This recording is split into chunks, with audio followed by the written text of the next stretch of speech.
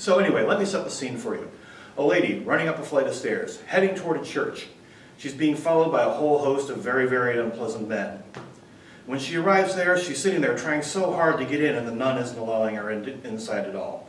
Until the very unpleasant men pull up in their cars and one of them fires off a bullet. Dumbass. And you know, you kind of expect one thing to happen at that point in time. But what you get is this.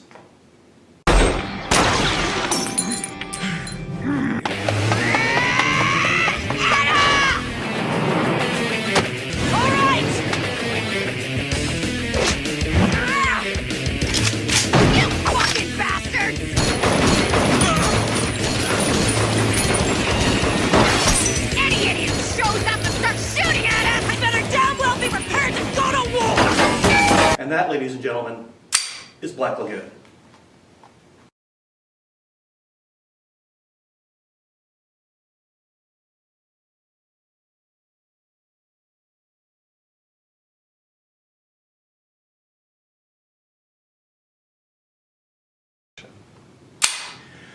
Black Lagoon. So, anyway, Black Lagoon starts the story of a tale of the young man who will just be known as Rock.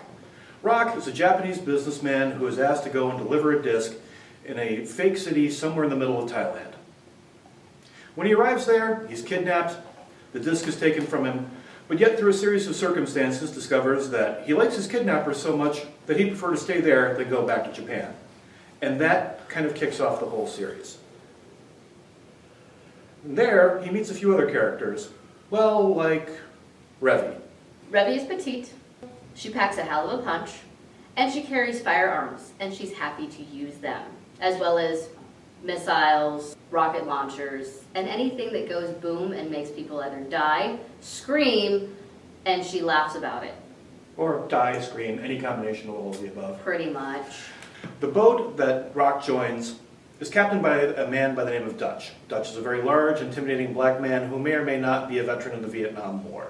He's kind of the calm, cool, collected center, and dare I say, the very, very scary moral center of this particular group. And if Dutch is your moral center, well, things have just gotten interesting and exciting. And then you meet some of the other characters that are involved in this series, like Balalaika. And Balalaika, she is actually essentially a mob queen.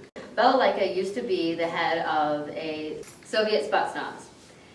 And essentially, she has a large group of men who are willing to follow her and jump. She has a sniper on you. 5 seconds later, you're going to be dead. And all she has to do is wave her hand. Balalaika as a character has stated that if she was given the opportunity to go out and have great sex or go into battle, well, she'd just as soon prefer to go into battle. She has two particularly prominent scars that get explained somewhere later down the story, and she's one of the most terrifying characters maybe in the whole of anime. And this is where I end up really, really enjoying Black Lagoon. Anime in and of itself has always been influenced by the culture that created it, the Japanese. And well, for lack of any other way of putting it, there's always been a certain misogynistic undercurrent of Japanese culture. And it's kind of shown through in certain animes. That's right, I'm talking to you, Death Note. And with that in mind, the thing to notice in Black Lagoon is that the scariest characters in here are the women. You've got Revy, Balalaika, that insane Chinese chick with the knives. The nun. Oh yeah, the nun. Black Lagoon features some of the most unlikely, scary, and interesting groups of characters you'll ever see. It's the kind of place where you can go and cut a deal at a place called the Church of Violence. A church that has a group of nuns, priests, and a very, very large collection of weapons. They have a frickin' arsenal that will take out most of Europe. In a church. And they also have some of the strangest and most interesting villains that you will find in a series anywhere. Like, for example, the creepy, incestuous vampire twins, Hansel and Gretel. It's one of the more dark, intense, and dare I say disturbing arcs that they did, but it basically introduced you to just how scary some of these characters can be.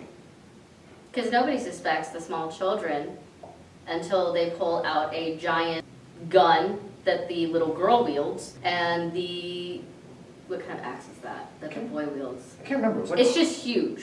He's got a huge Viking axe that he carries with him. And the two of them have a tendency to go out, commit mass murder, and then find somebody that they can, as they like to put it, play with. Kids, you will never view the word spinal reflex the same way after you see this series. Talking about the technical elements of Black Lagoon. Well, starting with, there's an awful lot of gunplay. You're reasonably certain that somebody in here who wrote the series and spent the time mapping it out watched a lot of John Woo films. The main characters have a tendency to do an awful lot of two-gun mojo. There is a huge amount of firearms, explosions, and things happening. And it's animated perfectly and brilliantly. What did you think of it? I thought it was amazing.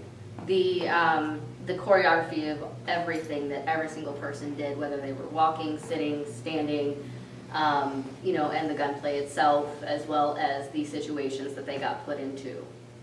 The sound in this is remarkably well done. Basically, somebody spent the time to craft the sound of the weapons being fired, spent the time figuring out how a diesel engine sounds. Everything in terms of the sound in this series is, well, everything feels real, and it adds to the overall texture of the series. It's basically something that makes an action series that could be about as realistic seeming as a Warner Brothers cartoon seem just a little bit more real, and it kind of pulls you into it. And then there's always the question of dub versus sub. Now, I saw the dubbed version. I think you saw the subbed version. I did. Yeah. For me, the dubbed version was really, really well done. The voice acting in this is outstanding. All of the characters in there end up feeling like actual characters as opposed to just kind of generic cutouts as a result of the way that the voice actors play them. Everybody has a voice of their own. Everybody has a personality within that voice.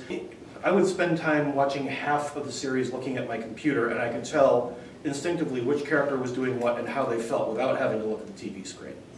Honestly, that's just it, is that every single little storyline that was, I mean, it was just a giant web. Yeah. I mean, it's kind of hard to pick out, you know, certain ones. I mean, there's certain ones that definitely stand out, like the church scene. Over one freaking bullet. And one broken glass. Oh, yeah, I forgot about the dropped whiskey. Yeah. Or, no, rum. Rum, very key. Rum. Yeah. They're pirates. Yeah. Okay, I'm sorry, I had to. And another thing is that whoever spent the time mapping out this particular series, decided that they were going to have an awful lot of fun. Allow me to set one scene in particular that tells you the sort of series that you're getting into. The main characters are being chased around in their boat by somebody going around in a helicopter gunship. Yeah, that was a little creepy. Yeah. The guy driving the helicopter gunship is definitely the sort of person that you sit there and think, I really hope they don't let him out into Gen Pop very often. I don't think that guy sees a lot of... He's the kind of guy that you basically seal into a case with the words break only in the event of war. Pretty much. He's Yeah. a little crazy. He also is very in the sport of things. Yeah, he's the kind of guy who gets a hard-on over the entire notion of just getting to kill some people in a very entertaining sort of way. And he saw the entire crew of Dutch's ship as being, a challenge. So Dutch's ship basically comes up with the craziest idea ever, inspired, by the way, by the main character Rock, who at that point in time was still kind of a Japanese businessman. And he loses his shit, which is absolutely entertaining to watch. Yep. Rock suggests that what they do is they basically go at full speed at a ship, use it as a ramp, and fire the 2 torpedoes that they have on their PT boat at the helicopter. It's insane, it makes no sense whatsoever, it works, and it is fucking awesome. And that right there kind of sums up the appeal of Black Lagoon. It's the sort of series where you know you're coming into it that it's not going to have a particularly deep storyline. It's the sort of thing that knows exactly what it is, but plays it to the point where you're just so entertained that you want to see more. And that's how the series sucks you in. At first, it's an action series, and then as it gets a little bit darker and a little bit darker and a little bit heavier, you find yourself becoming more and more concerned and more involved with each of these characters. And for that, I can't say enough good things about it.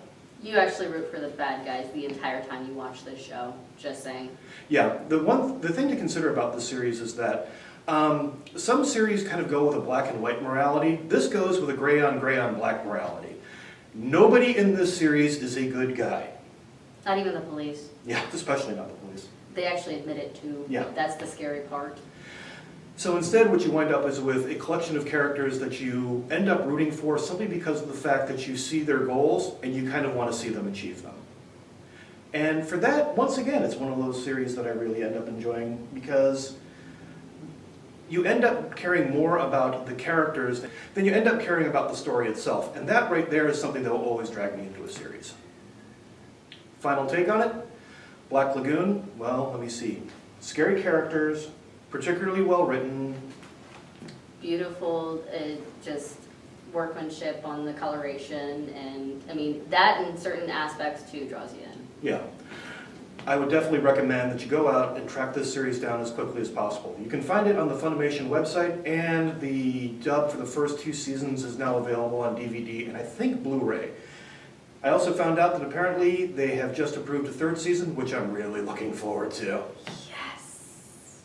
So anyway, I'm Dave Nesbit. This is Millie Von Hellion. This has been A Mind Apart. Thank you very much.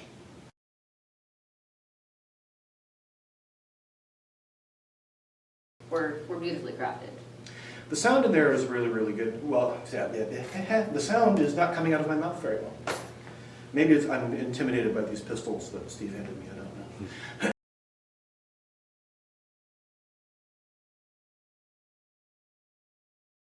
Soviet, say that word one more time. Spetsnaz. Okay.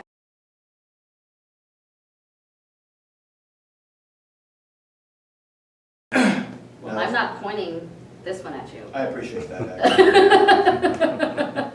Wait, just word.